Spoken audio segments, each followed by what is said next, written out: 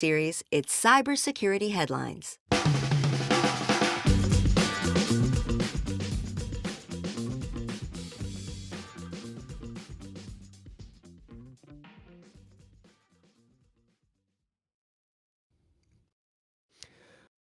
Akamai went down today and took companies with it. A lot of the biggest names on tech and everywhere else disappeared for a while. What happened?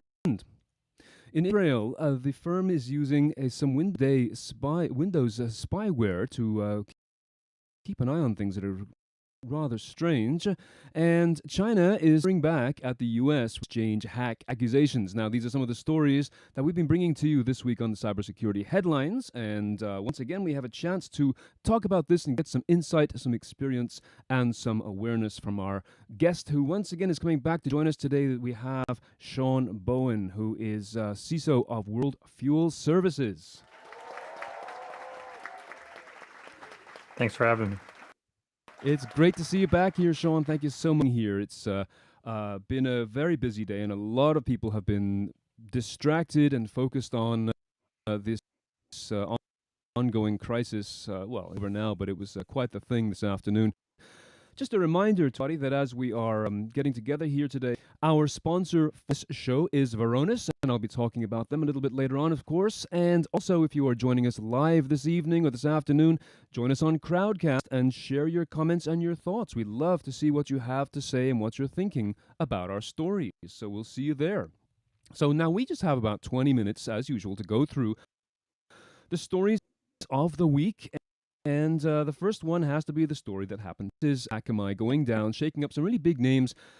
Akamai's Edge DNS service, and it was determined to not be a cyber attack, but there were some of the large names: LastPass, Cloudflare, and some PlayStation, HBO, Airbnb, American Express, Chase, UPS. The names just go on and on. Capital One, Delta, Southwest, who were hit by this. And so the question becomes, it seemed to have been fixed reasonably quickly. They rolled out fixes quite quickly, but they have not provided any ideas as to what this actually was. So my question to you is that any more of a cold comfort for us to know that we don't know what happened, or is this simply par for the course now?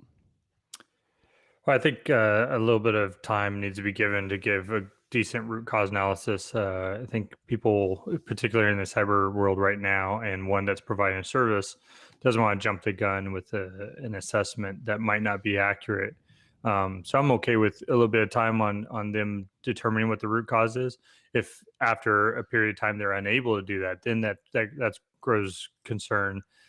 That's exactly what we talk about, right? Being able to identify our assets and our logs and all the different pieces. We should be able to backwards engineer, reverse engineer any sort of outage, whether it's malicious or not.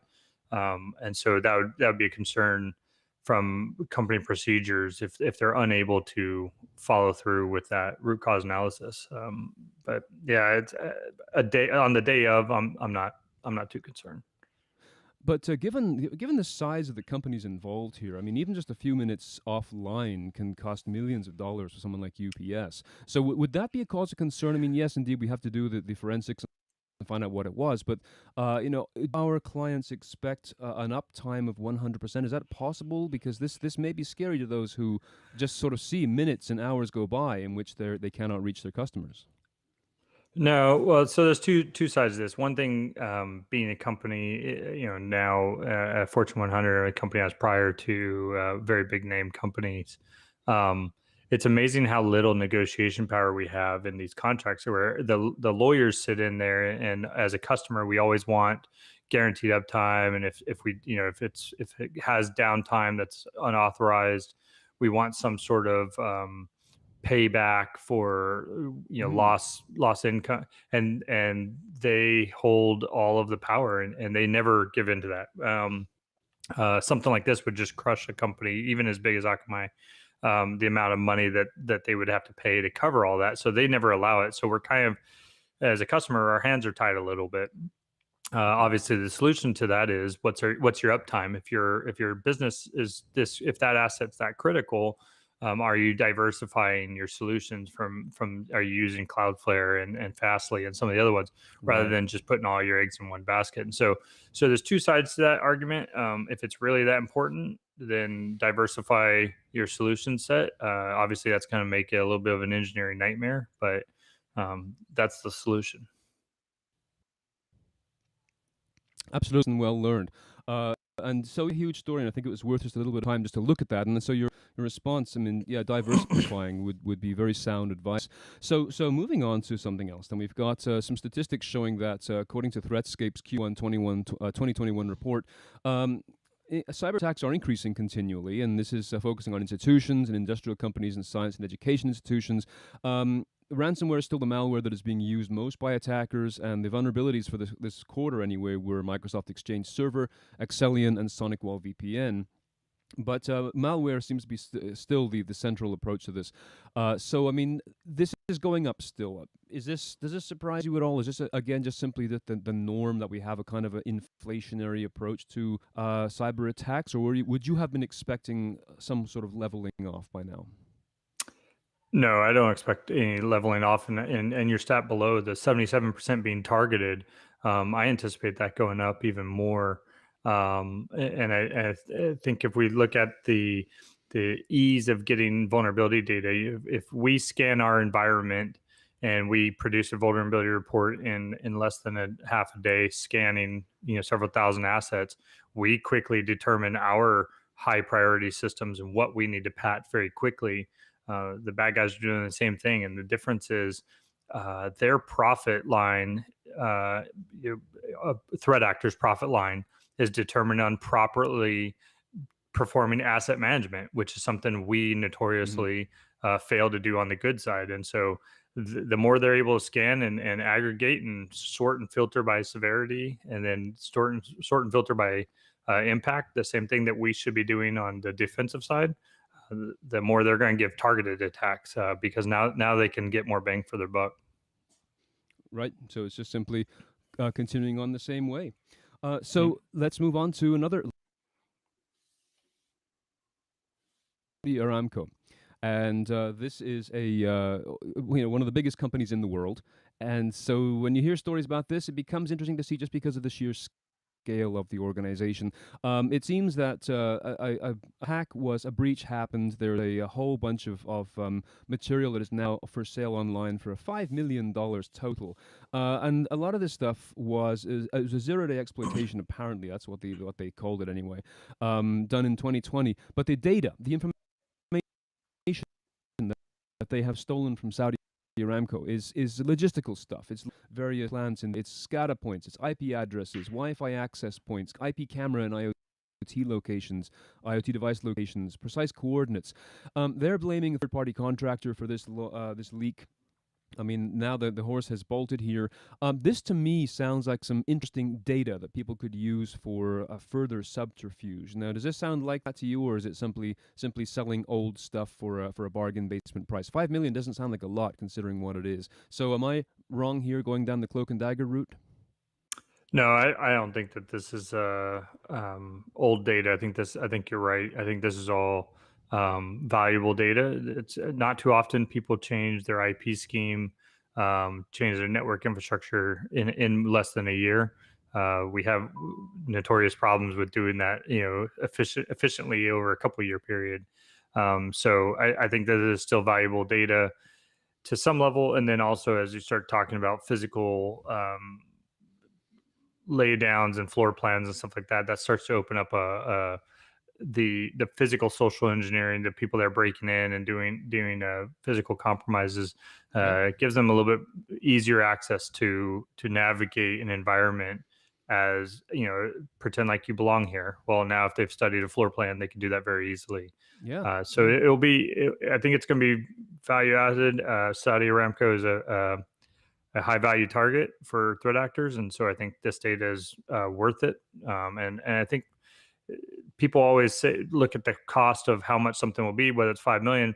If the person selling it only wants 5 million, then they'll sell it for 5 million. Right. And that, you don't need to be greedy if you want to sell it more than a couple times. So Yeah, no, you're absolutely right. But it just seems to me that no data is just data. There's somebody who can use it somehow. So we will see. But they, as I said, they're blaming a third party contractor for the time being. So just another interesting report that came out this week, and that is Gartner. When infrastructure attacks will turn lethal, and they're considering that threat actors will be continuing to weaponize their operational technology to harm people in what they're calling cyber physical attacks. This is electronic medical equipment going wrong, or even physical infrastructure things going wrong. So there's very legitimate concepts of how this can be done. So they're saying that it costs about $50 billion to remediate the IT systems to try and protect against this. But their bottom line statement, this is what I find interesting, is that they say that firms should shift focus on threat management to real world harms rather than information theft. So now quantum shift going on here between protecting the data that we've all been so hard on to now looking at protecting people. So, what is your thought about? Does this make sense? Is it sort of a canary in the coal mine, an early warning system, legitimate? Yeah, so if we think about it, infrastructure attacks could have turned lethal as early as Stuxnet and Dooku, and obviously the water filtration system that happened earlier this year. So we definitely could have had a lot more lethal impacts. The whether or not the industry turns to defending life, not to sound very callous, but I think that that's going to come down to the dollar, right? Data and information still going to be worth more than the insurance plans on some of their employees and some of their people. Now, when it affects a customer, I think businesses might turn a little bit more direct on how to defend that. But when we're talking about a navigation system for a truck driver that might be going awry, I think they're still looking at protecting the cargo more so than the driver and the people. Now, it'll take a handful of those life's lost headlines before I think businesses start to turn that focus. But that's the same thing we had with cybersecurity. It took several years of massive multi-million-dollar breaches before the board started receiving cybersecurity briefs, and we still don't have every company receiving them. So when we get loss of life calculated into it, I think they're going to find ways to excuse it away from cybersecurity for a while, and then eventually they'll have to face it. But I don't think we're going to. I think 2025 is too late for actual harm being caused by cybersecurity, and far too early for businesses to actually start paying attention. Our sponsor this week is Varonis. What is your ransomware blast radius? The average employee can access 17 million files that they don't need, and only a handful live on their laptop. So protect your inside out and detect early signs of ransomware automatically with Varonis. You can visit them at varonis.com/risk. So, yeah, we have a few more things to have a look at here. We've got ongoing story basically in China and the U.S. Back at the U.S. after the exchange hack accusations. This was a story that we've been covering all week basically. And they rejected these accusations from the U.S. government and proceeded to accuse the U.S. of being the largest purveyor of cyber attacks on Chinese aerospace and science and elsewhere. So really, it's counter spy versus spy here, counter accusations either way, that the Chinese delegation is saying will undermine international peace and security. So my question is this just simply, not to diminish the seriousness perhaps of the words, but is this just simply Cold War brinksmanship in this new era? The fact that these are each other for trade, and you take on the severity of this kind of Yeah, so I think it's just as you mentioned, it's a little bit Cold War tactics. It's there's things that have always been going on behind closed doors, and kind of like known things going on that just aren't discussed. When they're finally publicized, that kind of starts to open up the door so that further actions can be done, rather than you don't want to all of a sudden jump right to level 10. Yeah. So these types of things are kind of those stepping stones to it. We go back to, what was it, 2015, when the FBI announced the most wanted, or the cyber hackers had a warrant excuse me, for breaching cleared defense contractors. I believe they're all Chinese citizens. Just by announcing those names and putting them on the radar, it wasn't an actual act of we're going to arrest them, but it was a we know you're doing it, and that actually stopped a lot of their activity. So it was a public affairs event that had a positive impact into some of the cyber threats that were going on. Things like this are again the same vein where we say we know this, or we say these things are going on, and it kind of just quells it down for a little bit, and then it'll ramp back up. They go back on. Yep, keep on going. It does. It's. I think you can look back decades, maybe centuries of this kind of thing happening. But I never want to diminish its severity. But it does seem like it is the same kind of conversations going on. So, ransomware. Ransomware negotiation logs having been published here. This was released by, these were transcripts from eGregor, actually, when they were around. It was analyzed by Security X-Force at IBM, and it was looking at basically some of the ransom models and negotiation styles that were used by its core team at the time when it was thriving. So it reveals some of the potential roles that eGregor teams were using, what their specialists were doing, how to offer M-Custom as part of the fascinating is, they have a customer service department, they have all of the corporate trappings to make their service, their business as appealing as possible while they rob you blind. So, this is good stuff. Once again, this is latent data, just like the Saudi Aramco story. I could see how this stuff could be fed into a machine learning syntax machine of some sort on either side of this debate to give people active intel out of this passive data. Given your experience and background, is this something that would concern you? Or again, is this another dump of passe material that has no value? It doesn't necessarily concern me, but I don't think it has no value. I think it's somewhere in the middle. I think academically it's very valuable. For me specifically, it's not value more outside of academics, but I do think from some of the security vendors, the CrowdStrikes, the FireEyes, Mandiants, there's some value add here as they go into those types of negotiations on behalf of some of their vendors. I also think there's some value add for the law enforcement, international and U.S. and whatnot that are involved in these things, so that they can kind of understand and learn from these incidents, just like we decompose any previous massive incident, whatever it may be.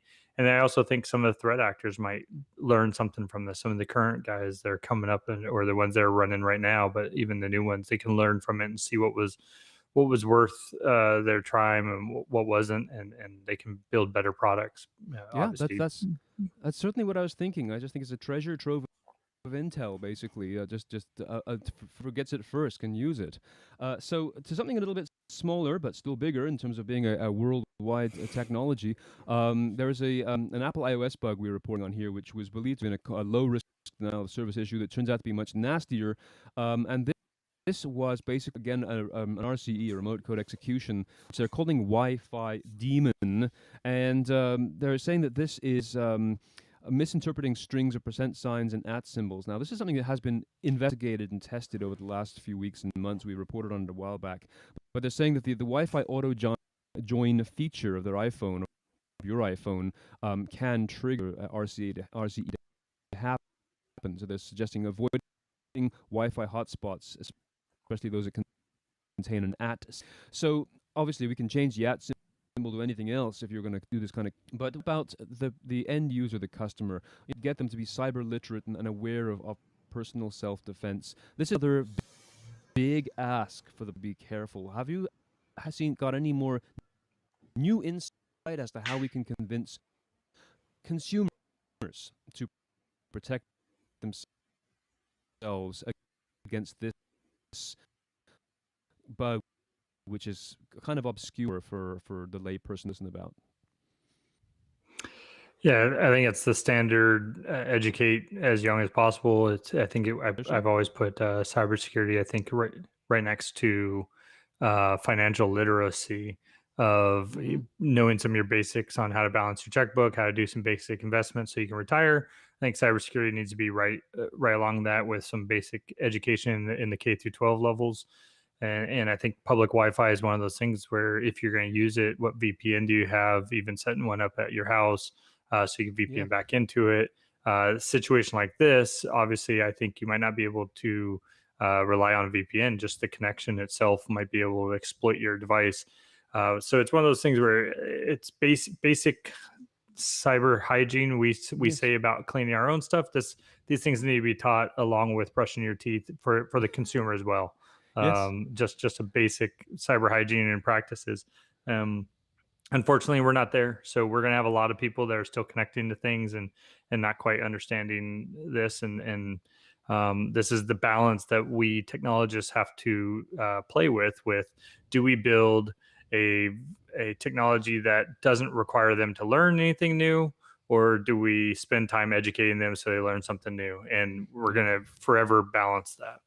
Forever. Absolutely. Well, you know what, Sean, our time is like coming really up very quickly, but I have to ask this last story because it is so fascinating. Just as quickly as the U.S. government is threatening to cut criminals' access to cryptocurrency in terms of trying to stop money laundering by stopping people using virtual currency, cryptocurrency, as part of the transaction. So going after, of course, financial firms, tech firms, third parties who are going to convert that to real dollars, of course. But my question to you is this not what crypto was designed for in the first place, to be independent of any one government, even if it is transferring it into fiat currency? Do you think this had any chance of taking root, or is this an honorable attempt to try and keep the criminal element under control with using cryptocurrency? Yeah, so my understanding of cryptocurrency is it was exactly that. It was to have zero regulators involved in it and controlling it. So I think that the government trying to step in is kind of going against the design of it. Hmm. But I also don't think that they can regulate that. It's to your point; they have to catch it when we try to convert from crypto into uh, generic or regular consumer old fashioned currency. And so I think they'll have a play there for a while. I don't think that we're going to go away from traditional currency anytime soon. So they'll still have their ability to block some transactions, but there's enough money laundering capabilities in the world that most people should be able to get around it. Oh, I mean, Not there's so advocating for it. yeah, but there's so many islands and countries and Yeah. places where you can do that, as they always have. I think you said before went on the air. People have been doing this with art and the special possessions all for centuries as well. So again, a good attempt, perhaps. I'd love to see it work, of course, but it'd be tilting at windmills a little bit, given Satoshi's revenge here. So here we are at the end of another show, and I wanted to ask you, the shows or the stories that we've covered here, which of these would be your favorite, either a thumbs up story or an eye roller? What stood out to you of our action this evening? Yeah, there's a couple in there, but I think the cyber attacks increasing. I think that we're kind of growing numb to it, but we don't realize how big of the wave is that's coming, and that it's a massive snowball effect that's building, and we're not seeing it. We're the frog being boiled, so we don't see how hot it's getting. I always hated that analogy, but it is excellent. Absolutely, it's perfect for this. So, Sean, thank you so much for leaping in and helping us out this evening, and your comments and wisdom are excellent as always. It's a great pleasure working with you. Thank you very much for being here today.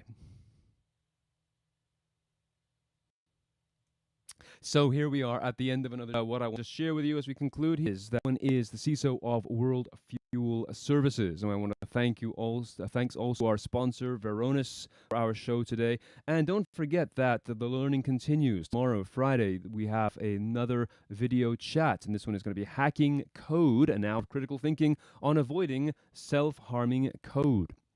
So remember that you can also get your news every single day on the Cybersecurity Headlines podcast, every weekday, 6 or 7 minutes of the news you need to know about. So thank you very much for joining us once again today. We will see you again next week. I'm Steve Prentice. Take care. Stay safe.